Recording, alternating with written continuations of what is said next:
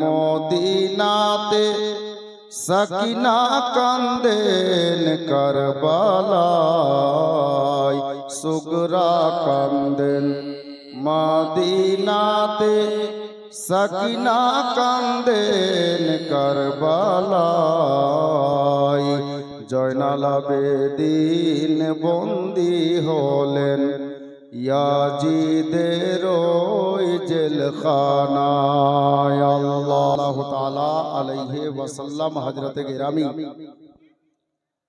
আসুন আলোচনার পূর্বে দু তিনটি মিশরা নাতে পাক, নাতে নবী বাংলা ভাষায় শুনি। আজকের এই জলসা কমিটির ছেলেরা আপনাদের এই গ্রামবাসীর সহযোগিতায় রেখেছেন ফয়জানে সোহদায়ে কারবালা কনফারেন্স।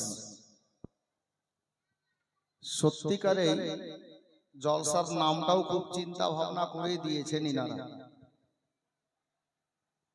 সোহদায়ে কারবালাদের ফয়জান যারা পেয়ে গেছেন ওনারা মালামাল হয়ে গেছেন ইনশাআল্লাহ তাআলা। আমি ওদিকেই লক্ষ্য রাখবো। এই পিঙ্কির বাপ, ওই ছেলে এখনো দেখছেন গল্পই করছে। কিসের গল্প রে?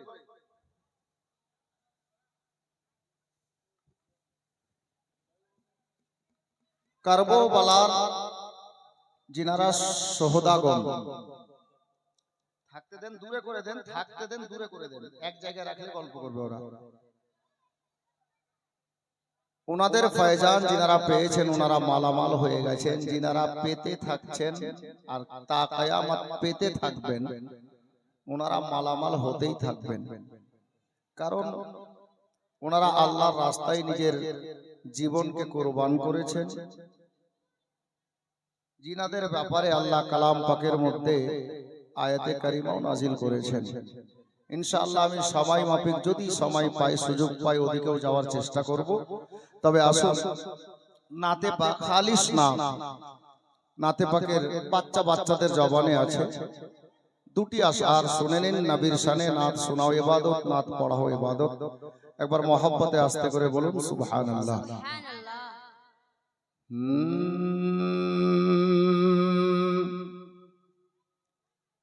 কে নবী ছাড়া জান্নাত পাবে না, প্রিয় নবীকে ভুলে যেও না। মহব্বতে বলুন সুবহানাল্লাহ। নবী ছাড়া জান্নাত পাবে না, মায়ার নবীকে ভুলে যেও না। নবী ছাড়া জান্নাত পাবে না, দয়ার নবীকে ভুলে যেও না। কে আল্লাহ তাআলা বলেন কুরআনে,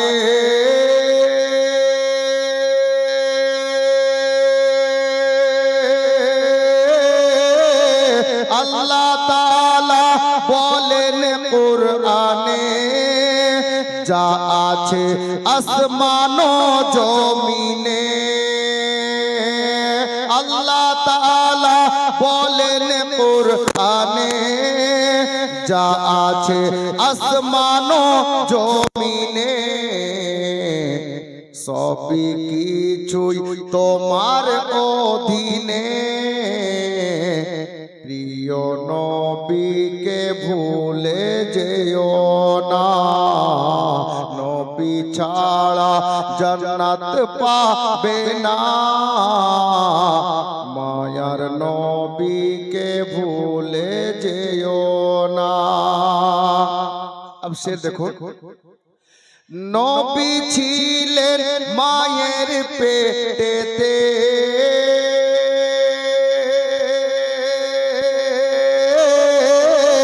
নবী ছিলেন মায়ের পেটেতে, পিতা গেলেন ব্যবসাতে। নবী ছিলেন পেটেতে পিতা গেলে নব্যবসাতে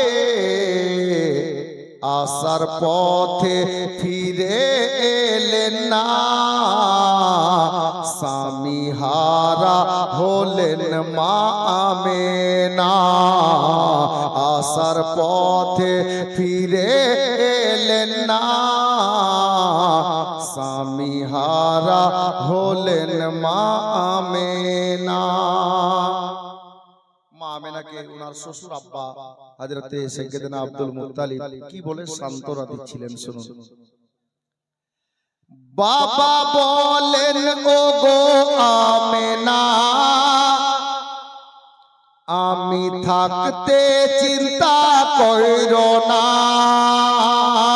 বাবা বলেন ও গো আমেনা আমি থাকতে চিন্তা কইরো না কেন যিনি আছেন তোমার গর্ভেতে সারা বিশ্বে তুলনা হবে না যিনি আছেন তোমার গর্ভেতে সারা বিশ্বে তুলনা হবে না নবী ছাড়া জান্নাত পাবে না মায়ার নবীকে ভুলে যেও না নবী ছাড়া জান্নাত পাবে না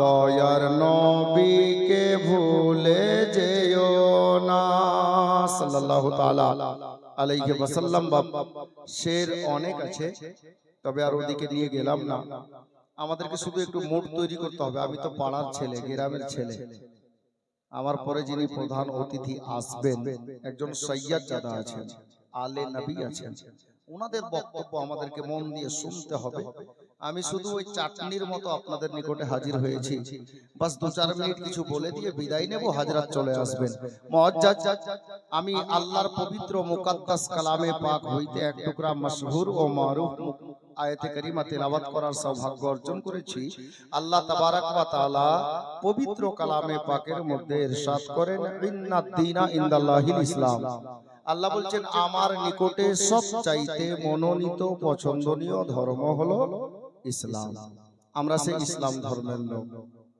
বেরাদার ওই ইসলাম ধর্মকে আমরা কতটা ভালোবেসেছি বাবা এক কথাই যদি বলার হুকুম দেন বা বলতে দেওয়া যায় আমাকে তাহলে এক কথাই আমি বলে থাকি যে আমরা এই ইসলামকে অতটুকু ভালোবাসতে পারিনি যতটুকু মক্কার বেজান কাকর পাথর ইসলামকে ভালোবেসেছে জি নালায়েক আবু জেহেলের মতো লোকের বন্ধ মুষ্টির মধ্যে বেজান কাকর পাথর আমার নবীর মহব্বতে নবীর মধুমাখা কলমা পড়ে ইসলাম কবুল করে মুসলমান হয়ে গেছে হযরতে গেরামি যেহেতু ফয়জানে সোহদায়ে কারবালা কনফারেন্স যার জন্য আমি মদিনা শরীফের কয়েকটা কথা আপনারা জীবনীতে শুনেছেন আমি ওদিকেই নিয়ে যাচ্ছি আমার নবীর নাতি সৈয়দুস শুহাদা তাজদারে কারবালা শহীদে আজম হযরতে ইমাম হুসাইন রাদিয়াল্লাহু তাআলা আনহু মদিনাতে নিজের জিন্দেগি যাপন করছিলেন বেশ ভালোই সময় কাটছিল এটা 60 হিজরির ঘটনা আর শাবান মাসের ঘটনা শাবান মাস অনেকে বুঝবেন না যে মাসে হালুয়া রুটি হয় সবে বারাত করি ওই মাসটার নাম হলো শাবান মাস তো শাবান মাস চলছিল ওই মাসের মধ্যে দামেস্ক থেকে একটা চিঠি মদিনাতে এসেছিল শুধু মদিনাতে নয় কাদসিয়াতেও ওই মতো চিঠি গিয়েছিল বুসরাতেও গিয়েছিল কুফাতেও গিয়েছিল কিন্তু মদিনাতে যে চিঠিটা এসেছিল এর রং বা ঢং একটু আলাদা ছিল বলবেন কেমন আলাদা? দামেস্কের চিঠি কে পাঠিয়েছিল আর চিঠিতে কি লেখা ছিল? চিঠিটা এসেছিল আমিরে মুয়াবিয়া রাদিয়াল্লাহু তাআলা আনহুর ছেলে নালাইক ইয়াজিদের তরফ থেকে। চিঠিতে লেখা কি ছিল? এই শহরগুলোর গভর্নর জিনারা, ইনাদেরকে লেখা হয়েছিল যে ওগো মদিনার গভর্নর, কাদসিয়ার গভর্নর, বুসরার গভর্নর, আমার আব্বা হযরতে আমিরে মুয়াবিয়া যিনি বাদশা ছিলেন উনি ইন্তেকাল করে গেছেন। এই খবরটা তোমরা নিজের শহরের সমস্ত লোকের কাছে পৌঁছিয়ে দাও, জানিয়ে দাও। আর সাথে লেখা ছিল যে আমার বাবার ইন্তেকালের পরে আমি ইয়াজিদ হয়েছি নতুন বাদশা। তো আমি নতুন বাদশা হিসাবে তোমাদেরকে নির্দেশ দিচ্ছি, অর্ডার দিচ্ছি যে তোমরা নিজের শহরের সমস্ত জনসাধারণকে আমার নামে বয়াত করো, মানে মুরিদ করো।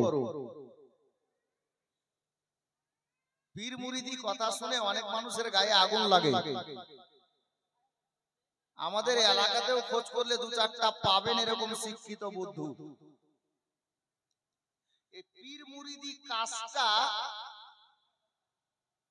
যে মাওলানা সাদিকুল ইসলাম সাহাব কিবলা মাওলানা হওয়ার পর বাহাদুরপুরে চালু হলো,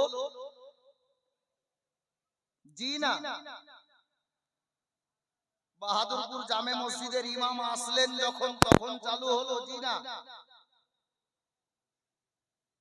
আমরা এখানে কেউ কালিমি বসে আছি, হুজুর মাসরুর মিয়া এলেন তো আপনার কি বলে পীর মুরিদি চালু হলো, জি না। হুজুর আশরাফুল আউলিয়া এলেন তো চালু হলো, জি না। খাজা গরিব নওয়াজ হিন্দুস্তানে 800 বছর আগে এসেছেন, উনি আসলেন তো পীর মুরিদি চালু হলো, তাও না। নবীর নিশানি হযরতে সৈয়দনা পীরানে পীর দস্তগীর রওশন জমিন শেখ আব্দুল কাদের জিলানী বাগদাদে আসলেন তো পীর মুরিদি চালু হলো, জি না। 1400 বছর আগে থেকেই পীর মুরিদি চলে আসছে। আপনারা বলবেন যে আসমাউল তুমি কালকের ছেলে, শিক্ষিত লোককে বুদ্ধু বলছো। শুধু বুদ্ধু বলা যাবে না, পিওর মূর্খ আছে, জি। এ পীর মুরিদি এই মৌলভী মাওলানাদের বাপের ঘরের কথা না। আর গাউস খাজা এসে চালু করিয়েছেন তাও না। নালায়েক যিনি, যে লোকটা শরীয়ত বিরোধী, হারামকে হালাল বলে, এই মত নালায়েক পীর মুরিদি করেছে।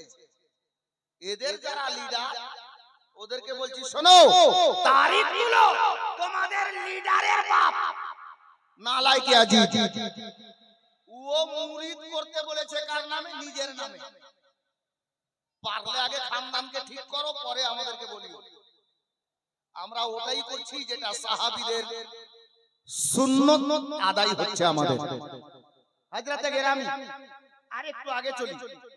আমি যেখানে বলছিলাম তো পীর মুরিদি 1400 বছর আগে থেকে আসছে। চিঠিটা এলো কোথায়? কাদসিয়াতে, বুসরাতে, কুফাতে আর মদিনাতে। ওই তিনটা শহরকে সাইডে রাখছি কারণ সময় আমাকে রাখতে হবে খেয়াল। মদিনাতে যে চিঠিটা এসেছিল, ওই চিঠিটা এসে মদিনার গভর্নর, যার নাম কিতাবে লেখা আছে ওলীদ বিন উকবা, এই ওলীদ বিন উকবা নামক লোকটির নিকটে চিঠিটা এলো। এই চিঠিটাতে একটু কিছু আলাদা লেখা ছিল। কি লেখা ছিল? ওই কথাটুকু তো লেখা ছিলই, সাথে লেখা ছিল যে ওলীদ বিন উকবা মদিনাতে সমস্ত লোককে আমার নামে মুরিদ তো করবেই, তবে এদের মধ্যে তিনটা লোককে আগে মুরিদ করো। সেই তিনটা লোকের নাম চিঠিতে লেখা ছিল। কি? এক নম্বরে হযরতে হুসাইন ইবনে আলী, দ্বিতীয় নম্বরে হযরতে আব্দুল্লাহ ইবনে জুবাইর, আর তৃতীয় নম্বরে হযরতে আব্দুল্লাহ ইবনে উমর। ইনাদেরকে আগে মুরিদ করো। আর যদি ইনারা মুরিদ হতে না বলে দেয়, নাউজুবিল্লাহ, দেখুন সোচ, দেখুন দিমাগ, দেখুন কোথায় যাচ্ছে ওর ধারণা। এজিদের ধারণা। বলছে এরা যদি না বলে দেয় প্রয়োজন হলে গর্দান কেটে দাও, আর তা যদি তুমি না করো, প্রয়োজন যদি পড়ে যায় তাহলে আমি ইয়াজিদ যুদ্ধের ঘোষণাও করতে পারি। ইতি সিগনেচার সই এজিদ করে দিয়ে চিঠি পাঠিয়ে দিয়েছে। চিঠি চলে এসেছে কোথায়? মদিনাতে। অনেক কথা ছাড়তে হচ্ছে সময়ের জন্য। চলে আসছে মদিনাতে। মদিনাতে যখন চিঠিটা পাওয়া গেল ওলীদ বিন উকবার নিকটে, তো ওলীদ বিন উকবা কি করলো? সরকারি দুটো লোক পাঠালো কোথায়? আমার হুসাইন ইবনে আলীকে ডাকার জন্য। আপনার দিনের বেলার ঘটনা এটা। হযরতে ইমাম হুসাইনের দরজায় ওই সিপাহী দুটি, সরকারি কর্মচারী দুটি গিয়ে আওয়াজ দিলেন, হুজুর বাড়িতে ছিলেন, বেরিয়ে এলেন। কে বাবা? বলে হুজুর আমরা সরকারি লোক ওলীদ বিন উকবার দরবার থেকে এসেছি, আপনাকে ওলীদ বিন উকবা ডেকে পাঠিয়েছেন গভর্নর হাউসে। আমার হুসাইন বললেন দেখো আমার হাতে সময় কম আছে, আমি এই মুহূর্তে তো যেতে পারছি না, তবে একটু পরে আসছি, তোমরা যাও, আমি আসছি তোমাদের যাওয়ার পর। আমার হুসাইন 20-22টা লোককে সঙ্গে নিলেন। সঙ্গে নেওয়ার পর উনি গেলেন আর গভর্নর হাউসের গেটের কাছে গিয়ে বাইরে দাঁড়িয়ে গেলেন। বেরাদার বাবারা, ভাইরা, মা বোনেরা, আমার হুসাইন ইবনে আলী রাদিয়াল্লাহু তাআলা আনহু গেটের বাইরে দাঁড়িয়ে গেলেন। নিজের 20-22টা লোক সৈন্যকে বললেন, এ আমার সঙ্গী সাথীরা, তোমরা এখানে দাঁড়িয়ে যাও, তোমরা ভিতরে যাবে না, তোমরা এই জায়গায় দাঁড়িয়ে থাকো।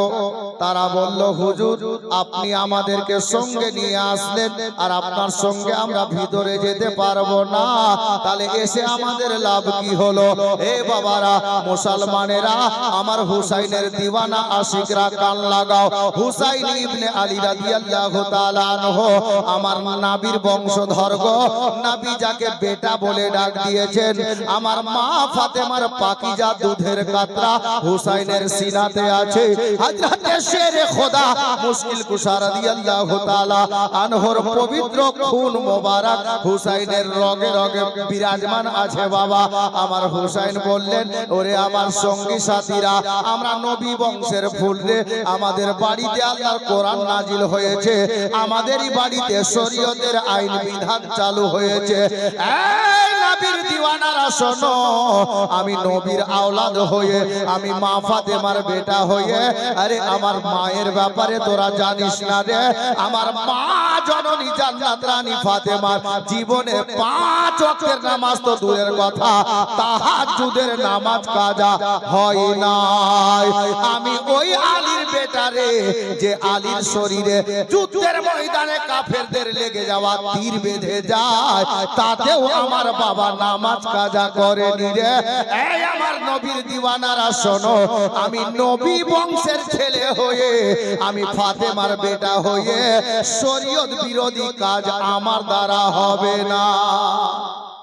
তো 20-22টা লোক বলছে হুজুর বুঝলাম না, আপনি কি বুঝাতে চাইছেন? শরীয়ত বিরোধী? আমার হুসাইন বললেন শোনো, এই যে ওলীদ বিন উকবা আমাকে ডেকে পাঠিয়েছে। বলে হ্যাঁ। তোমাদেরকে সঙ্গে কে আনলো? বলে আপনি। তো তোমাদেরকে কি ডেকেছে? ওলীদ বিন উকবা বলে না।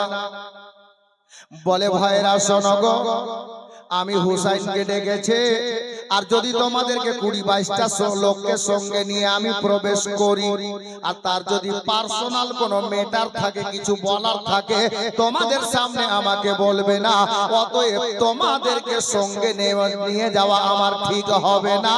আমাকে ডেকেছে, আমি একা হুসাইন যাব ভিতরে, তোমরা এখানে দাঁড়িয়ে যাও। তবে আমার মা ফাতেমা নূরে নাজার বললেন, এ আমার দিওয়ানারা শোনো, এই নবীর চাহনেওয়ালারা শোনো, কথাটা মনে রাখবে। তবে তোমরা কোনো মতে যতই ঝড় তুফান আসুক না কেন, আমি যতক্ষণ বাইরে বেরিয়ে না আসবো, তোমরা এখান থেকে চুল পরিমাণ কোথাও যাবে না। আর শেষে এই কথাটা মনে রাখিও, আমি তো ভিতরে চলে গেলাম, আমি ভিতরে যাওয়ার পরে আমার কণ্ঠস্বর, আমার গলার শব্দ যদি জোরে জোরে হয়, তোমরা এখান থেকে শুনতে পাও, তাহলে কোন সৈন্যের বাধা মানিও না, তোমরা সবাই ভিতরে চলে আসো। আমার হুসাইন এই বলে তাদেরকে রেখে চলে গেলেন। ওলীদ বিন উকবা সিংহাসনে বসেছিল, আমার নবীর নাতিকে দেখা মাত্রই সিংহাসন ছেড়ে দিয়েছে, হুজুর বসেন। আমার হুসাইনে পাক বলছেন, ওলীদ বিন উকবা রে, আমার বসার সময় নেই, তুমি কি কাজে ডেকেছো, কি কথার জন্য ডেকেছো তাই বলো। ওলীদ বিন উকবা বলল, হুজুর সাধ্য নেই আপনাকে বলি, কিন্তু সরকারি অর্ডার কি করব। এ দেখেন আমার হাতে একটা চিঠি আছে, এই চিঠিটা দামেস্ক থেকে ইয়েজিদের তরফ থেকে এসেছে। সর্বপ্রথম একটা দুঃখ সংবাদ নিন, শোক সংবাদ নিন। বলে সেটা কি রে? বলে ওই দামেস্কের বাদশা হযরতে আমিরে মুআবিয়া রাদিয়াল্লাহু তাআলা আনহু, ওনার ইন্তেকাল হয়ে গেছে। আমার হুসাইন সঙ্গে সঙ্গে ইন্না লিল্লাহি ওয়া ইন্না ইলাইহি রাজিউন পাঠ করে নিলেন বাবা। এবার বললেন আমার হুসাইন, বলো ওলীদ বিন উকবা আর কোন কথা আছে? বলে হুজুর চিঠিতে লেখা আছে ইয়াজিদ এখন নতুন বাদশা হয়েছে, আর নতুন বাদশার অর্ডার হলো এই মদিনার সমস্ত লোককে তার নামে বয়াত করতে অর্ডার করেছে, আমাকে মুরিদ বানাতে বলেছে। হুজুর গো, তাদের মধ্যে খাস করে 3টা লোকের নাম এই পত্রতে, এই চিঠিতে লিখে পাঠিয়েছে হুজুর। তাদের মধ্যে আপনার নামখানা সর্বপ্রথমে আছে। দ্বিতীয় নম্বরে হযরতে আব্দুল্লাহ ইবনে জুবাইর, অর্থাৎ জুবাইরের বেটা আব্দুল্লাহর নাম আছে।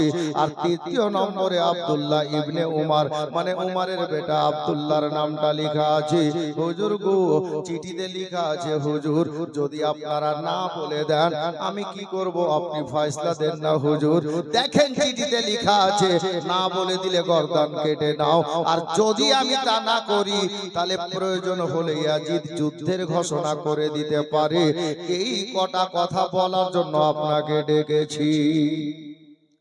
আমার হুসাইন ইবনে আলী চিন্তা করলেন, মাওলা আমাদের চেয়ারের দরকার নাই, প্রয়োজনে চেয়ার আমরা লোকের কাছে পৌঁছে দিই, চেয়ারের দরকার নাই। ইয়াজিদকে নিজের ইমাম বলে মেনে নিতাম, ইয়াজিদের হাতে হাত দিয়ে মুরিদ হয়ে যেতাম, কিন্তু ইয়াজিদের হাতে মুরিদ আমি হুসাইন কি করে হব? ইয়াজিদ 5 ওয়াক্তের নামাজ পড়ে না, রোজার মাসে রোজা রাখে না, যাকাত ওয়াজিব হলে যাকাত দেয় না।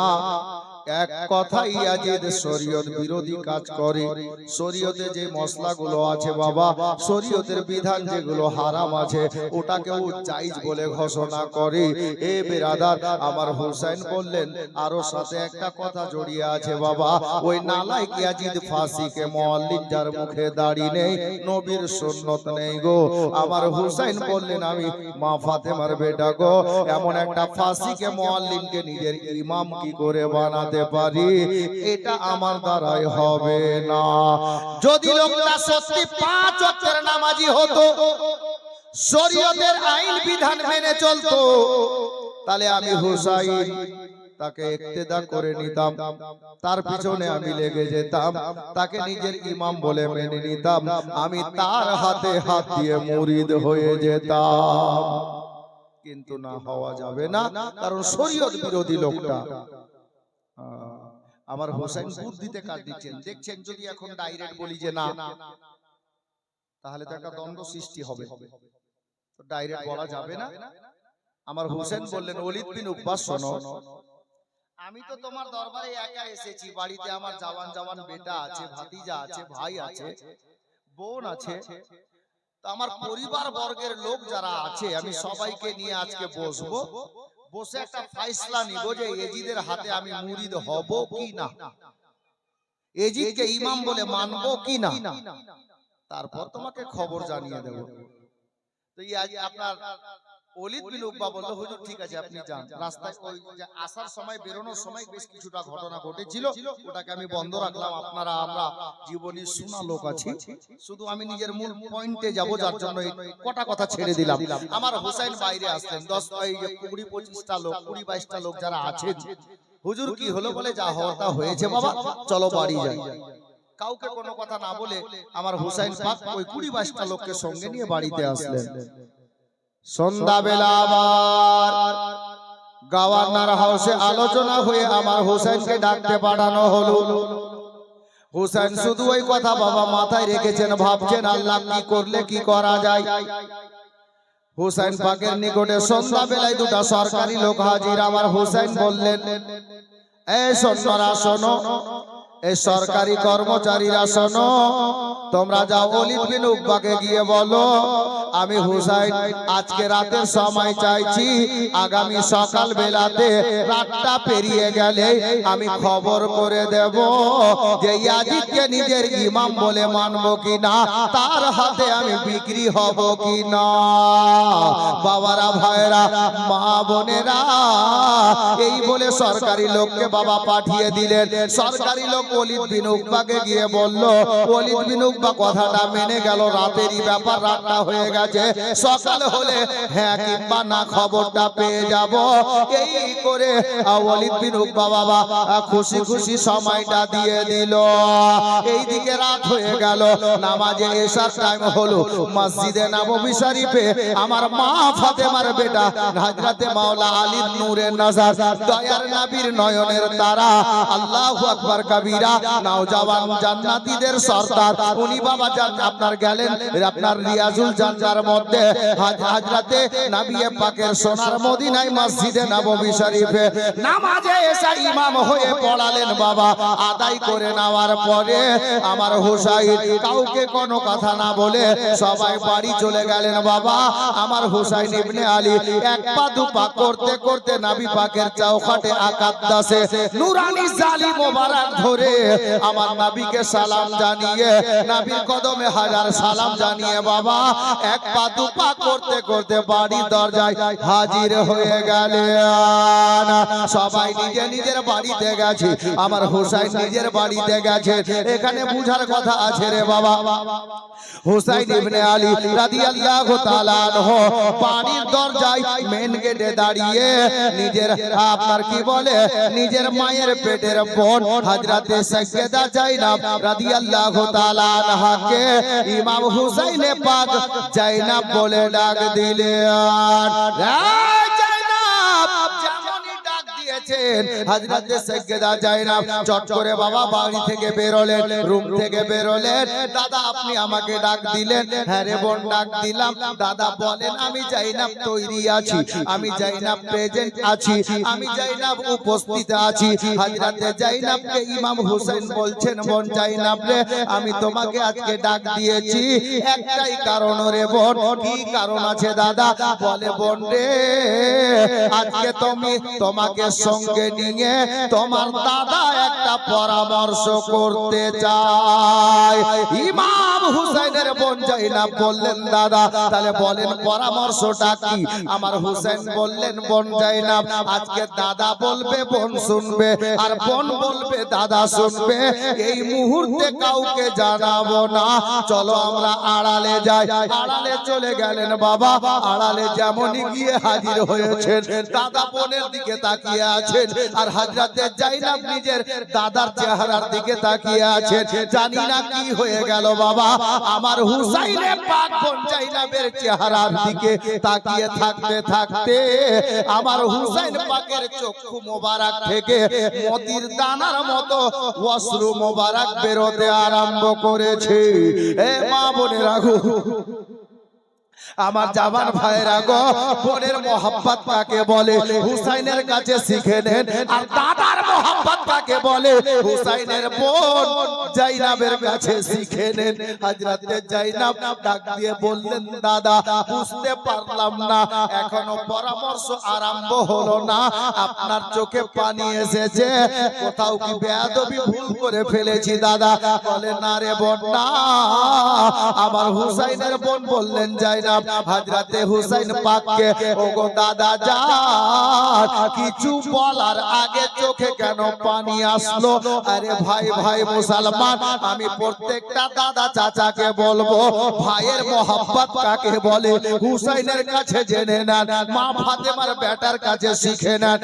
বড় ভাই ছোট ভাইকে দেখে মুখ ফিরিয়ে নাই, ছোট ভাই বড় ভাইকে সালাম করে না। হযরতে ইমামে হুসাইন বোন জাইনাবকে দেখতে দেখতে চোখের পানি ঝরাচ্ছেন আর বলছেন, বোন জাইনাব রে, আমার কটা কথা মনে পড়ে গেছে রে বোন, যার জন্য চোখে পানি এসেছে। কি কথা মনে পড়েছে দাদা? হযরতে জাইনাবকে বললেন, ভাই হুসাইন, দাদা হুসাইন বলে, জাইনাব রে, আজকে আর তোর দাদা হুসাইন বড় একা হয়ে গেছে।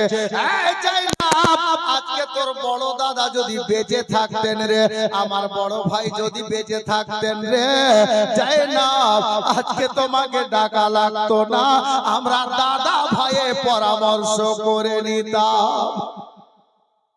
আমার বড় দাদা হাসানে মুজতাবা, উনি যে আমাকে একা করে দিয়ে আমার জোড়াটা ভেঙে দিয়ে আম্মা জানের কবরের পাশে চিরতরে আরাম করছে। আমরা নানার কাছে দুই ভাই একসাথে যেতাম, মা জননীর কোলে বসে আমরা দুই ভাই একসাথে খানা খেতাম, আম্মা জানের নিকট থেকে আব্বা জানের নিকটে একসঙ্গে যেতাম। বোন জাইনাব রে, এই সেই মসজিদে নববী রে, আমরা নানার সঙ্গে নামাজে পাঞ্জেগানা এই মসজিদে আদায় করতাম, দুই ভাই একসাথে যেতাম, নানা সামনে নিয়ে আমাদেরকে বসে যেতেন, আমরা দুই ভাই খেলাধুলা করতাম। আল্লাহু আকবার কবীরা। অনেক কথা মনে পড়ছে। আমার হুসাইন বলছেন, বোন জাইনাব, আমার মা জননী দুনিয়াতে বেঁচে নাই, মাও কবরে শায়িদা হয়েছে, আমি বড় একা হয়ে গেছি। আজ তোমাকে ডাক দিয়েছি যে আমি নিজের মনের কথা তোমাকে বলবো, আর তুমি এই প্রস্তাব দেখো না কেমন হচ্ছে রে বোন। হযরতে জাইনাব বললেন, দাদা তাই বলেন। হযরতে হুসাইন সব খুলে বললেন, ঘটনাটা খুলে বললেন, এই কন্ডিশন। বলে, বোন জাইনাব রে, এবার বলো কি করা দরকার? বলে, দাদা আপনি বলেন না কি করা দরকার। আমার হুসাইন বললেন, জাইনাব তাহলে আমার ফয়সালা হলো এটা। বলে, কি ফয়সালা গো দাদা? আমার হুসাইন বললেন, বোন রে, ওই ইয়াজিদ যদি ভালো লোক হতো, ইয়াজিদ যদি শরীয়ত মাফিক চলাফেরা করত, পাঞ্জেগানা নামাজ পড়তো, মুখে নবীর সুন্নাত দাড়ি রাখতো, তাহলে আমি হুসাইন তার হাতে হাত দিয়ে মুরিদ হয়ে যেতাম, তাকে ইমাম বানিয়ে নিতাম। কিন্তু খবরদার, আমি হুসাইন তাকে ইমাম বানাতে পারবো না, কারণ শরীয়ত বিরোধী লোকটা নামাজের ধার ধারে না, যেটা জেনা বলে শরীয়তে হারাম আছে, ওটাকে জায়েজ বলে।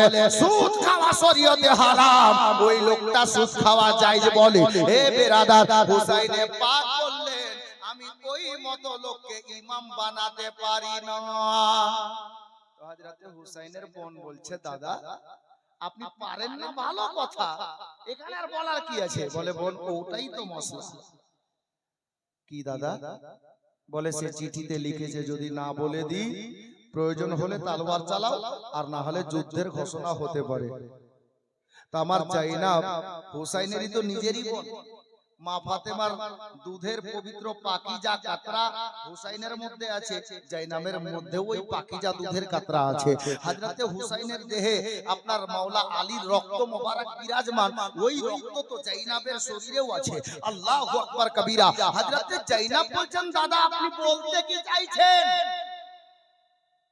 বলে, বোন রে, আমি বলতে চাইছি এই মদিনাতে বোধহয় আর থাকা যাবে না। কেন? গলা কাটতে বলেছে যার জন্য? বলে না। কেন মদিনা ছাড়বেন? ইয়াজিদকে নিজের ইমাম বলে মানবেন না তাই? বলে হ্যাঁ। তার মানে কি আপনি ভয়ে মদিনা ছাড়বেন? ইসলামকে আপনি ভালোবাসেন না? বলে, জানের চাইতে বেশি। হুসাইন বলছেন, জানের চাইতে বেশি। তো আপনি ইসলামকে যখন জানের চাইতে বেশি ভালোবাসেন, মদিনা ছাড়বেন কেন? আমার হুসাইন বললেন, বাই চান্স, ইন কেস, বলা যায় না, যদি যুদ্ধের ঘোষণা হয়ে যায়, যার জন্য তার মানে দাদা আপনি যুদ্ধ করার ভয়ে মদিনা ছাড়বেন, তাই না? আমার হুসাইন বললেন, বোন জাইনাব না। তাহলে কেন ছাড়বেন বলেন? আমার হুসাইন বললেন, বোন জাইনাব রে, এই সোনার মদিনাতে আমার ছোট ভাইয়ের কবর আছে, ছোট বোনের কবর আছে, আমার কয়েকজন নানি জানের কবর আছে। নবী পাকের 4 ইয়ারের মধ্যে 3 জন সাহাবিয়ে রাসূল, খাস করে হযরতে আবু বকর, ওমর এবং হযরতে মাওলা আলী, এই 3টা হস্তি এই মদিনাতে আছেন। আর খাস করে এই মদিনাতে জান্নাতুল বাকি কবরস্থানের মধ্যে আমার নিজের বড় ভাই আরাম করছেন। আর আমার জান্নাত রানী জননী নবী নন্দিনী আমাদের মা ফাতেমার কবর শরীফটা আছে। আর সব থেকে বড় কথা হলো এটা, এই মদিনাতে আমার দয়ার নবীর রওজা শরীফ আছে। আমার মায়ের নবী আরাম করছেন রে বোন। এ বোন জাইনাব শোনো, ইসলামকে তোর দাদা কতটা ভালোবাসে জানো রে? কত ভালোবাসেন দাদা? তাহলে শুনে রাখো বোন জাইনাব, এই ইসলাম ধর্মের জন্য তোমার দাদা হুসাইনকে দরকার যদি পড়ে যায় 22 বছরের বেটার কুরবানি দেবে। যদি দরকার চলে আসে 19 বছরের ভাতিজার গর্দান কাটিয়ে দেবে। যদি দরকার পড়ে যায় হযরতে আব্বাস আলম বারদার ভাইয়ের বাজু কাটিয়ে দেবে। যদি দরকার পড়ে যায় রে বোন 6 মাসের বেটার কুরবানি দেবে। আর তাতেও যদি না হয় ইসলামের পতাকা উঁচু রাখার জন্য প্রয়োজন হলে তোমার দাদা হুসাইন নিজের গলা কাটিয়ে দেবে, ইসলামের পতাকা নিচা হতে দেবে না। জাইনাব বললেন, দাদা যখন এত বড় কথা তো মদিনা ছাড়বেন কেন? হুসাইন বললেন, বোন রে, এই কথাটাই বোঝাতে চাইছিলাম। খোদা না খাস্তা যদি যুদ্ধের এলান হয়ে যায়, আমি হুসাইন যুদ্ধ করার জন্য 24 ঘন্টা তৈরি থাকবো। বোন জাইনাব শোনো রে, আমি এই জন্য মদিনা ছাড়তে চাইছি রে। নবীর দিওয়ানা দিওয়ানিদের কবর শরীফ মদিনাতে আছে। আমার জান্নাত রানী মা আরাম করছেন, বড় ভাই ছোট ভাই আরাম করছেন। এদের কবরে যা হবে হবে। চুল পরিমাণে যদি আমার নবী পাকের রওজা মোবারকের কোন আপনার জালিমের দলেরা যুদ্ধ করতে গিয়ে বেয়াদবি করে দেয়, আমি হুসাইন বেটার কুরবানি দিয়ে সয়ে নিতে পারবো রে। আমার নবীর রওজার বেয়াদবি সইতে পারবো না। বলা যাবে না সুবহানাল্লাহ? একটু মহব্বতে বলেন সুবহানাল্লাহ। আমার হুসাইন বললেন, আমি বেটার কুরবানি দিয়ে সয়ে নিতে পারবো, দরকার পড়লে গলা দিয়ে দেব, ইন্নাল্লাহা মা'আস সাবিরিন করে নেব। কিন্তু আমার নবীর রওজার চুল পরিমাণে বেয়াদবি যদি হয়ে যায়, আমি হুসাইন সইতে পারবো না। এই বোন জাইনাব, এই জন্যই চাইছি মদিনা ছেড়ে দেব। যুদ্ধ যদি করতে হয় তাহলে মদিনাতে নয়, মদিনার বাইরে কোথাও করব। ও তাই নাকি দাদা? বলে হ্যাঁ, এই জন্যই বললাম। আমার হুসাইন বললেন, বোন জাইনাব তাহলে তুমি বলো, মদিনা ছেড়ে দিতে চাইছি, বলো জাইনাব এই প্রস্তাব কেমন লাগলো? হযরতে জাইনাব তখন বলছেন, দাদা গো, আপনি যেটা ফয়সালা নিয়েছেন আমি জাইনাব তাতে সমর্থন করে দিলাম। এক কথাই আমার জাইনাব বললেন, দাদা আপনি যেটা ফয়সালা নিয়েছেন এটাই সঠিক। তার জন্য আমার হুসাইন বললেন, বোন রে, যাই হোক আল্লাহ যেটা করে ভালো করে, আর দেরি করা যাবে না। এদিকে দাদা ভাইয়ের গল্প চলছেই রে বাবা, রাতটা গভীর হয়ে গেছে। হযরতে জাইনাবকে আমার হুসাইন বললেন, বোন তুমি বাড়িতে যাও, সবাইকে তৈরি করো, আমি একটু আসতেছি, সময় হাতে নাই। আজকে ভোরের বেলাতে সোনার মদিনা ছেড়ে দেব, মদিনা ছেড়ে মক্কা শহর চলে যাব, বাপ দাদার দেশে চলে যাব। কিন্তু বোন জাইনাব রে, এটা যে জন্মভূমির মাটি রে, এই সোনার মদিনাতে একটা বার পৃথিবীর কোন কোনার কোন লোক যদি একবার চলে আসে আর জীবনে বাড়ি ফিরে যাওয়ার তার মন চাই না রে। আমার জন্মটা জন্মটাই তো সোনার মদিনাতে, জন্মভূমির মাটি হলো সোনার চাইতে খাঁটি। এ বোন জাইনাব, আজকে তোর দাদা মদিনা ছেড়ে দেবে, যাতে সবাইকে বাড়ির তৈরি কর, আমি একটু আসতেছি। আমার জাইনাব বললেন, দাদা কোথায় যাবেন?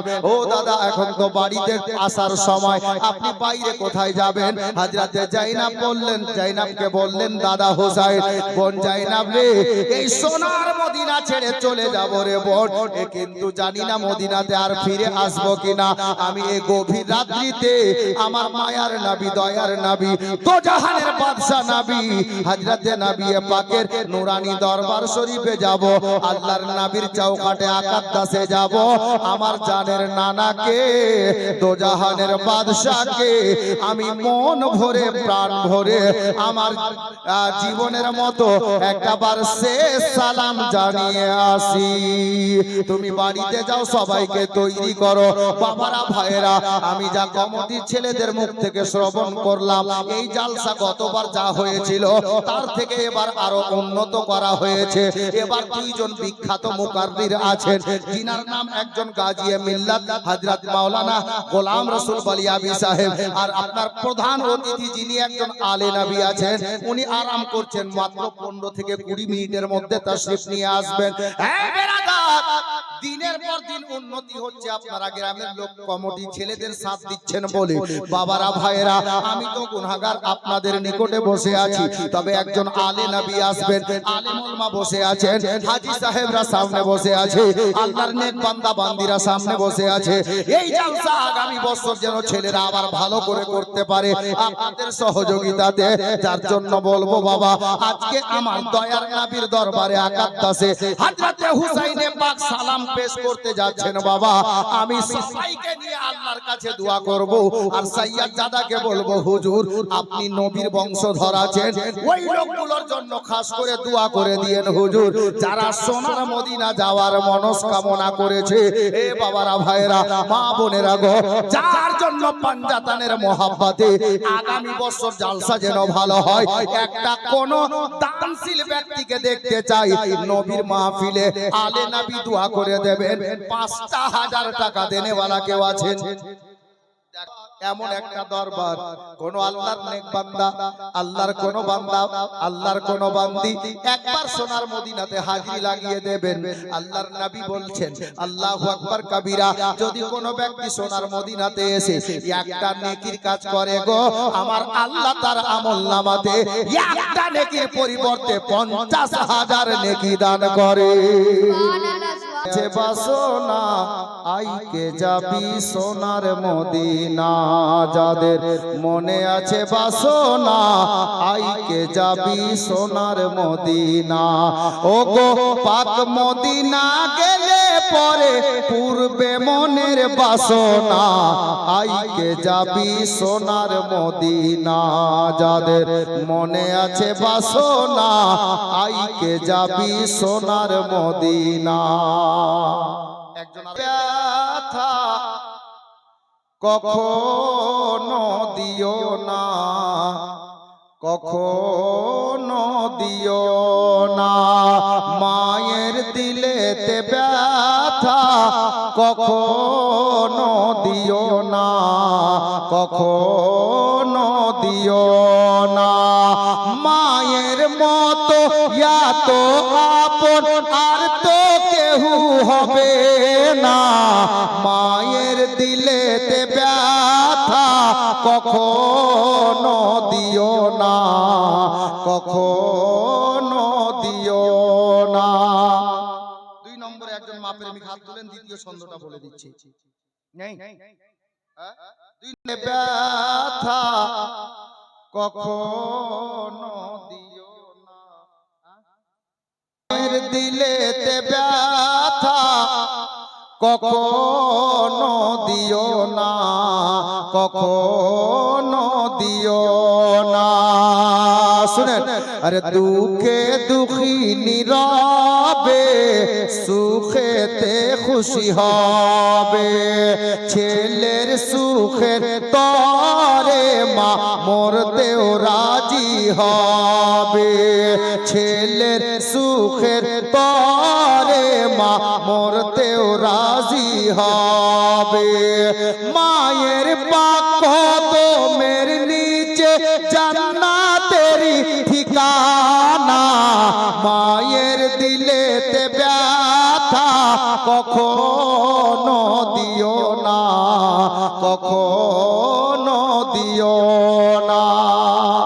4 নম্বরে একজন বলেন কে মায়ের দিলেতে ব্যথা কখনো দিও না, কখনো দিও না। মায়ের মতো এত আপন আর তো কেউ হবে না, মায়ের দিলেতে ব্যথা কখনো দিও না, কখনো দিও না। বলছিলাম মায়ের দুয়ার আসার কাকে বলে শুনুন। মায়ের সেবা করিলেন হযরত আওয়েশ কারানি, দেখলেন না হুজুরের চেহারা নূরানি। জুব্বা পেলেন প্রিয় নবীজির, জুব্বা পেলেন প্রিয় নবীজির, মায়ের দুয়াই 16 আনা। মায়ের দিলেতে ব্যথা কখনো দিও না, কখনো দিও না। আমি ঘটনাটাকে নিজের গন্তব্য কুরআন মে খোদা কা এ জজমেন্ট হো গয়া, हाँ जजमेंट हो गया। कुरान में खुदा का ये जजमेंट हो गया। क्या कि टकराया जो ओली से एक्सीडेंट हो गया, एक्सीडेंट हो गया। टकराया जो ओली से एक्सीडेंट हो गया, एक्सीडेंट हो गया। 4 নম্বরে কি আছে? নবী গো আপনি নবী আমার জীবনের জীবন, দয়ার নবী মায়ার নবী গো আপনি নবী আমার জীবনের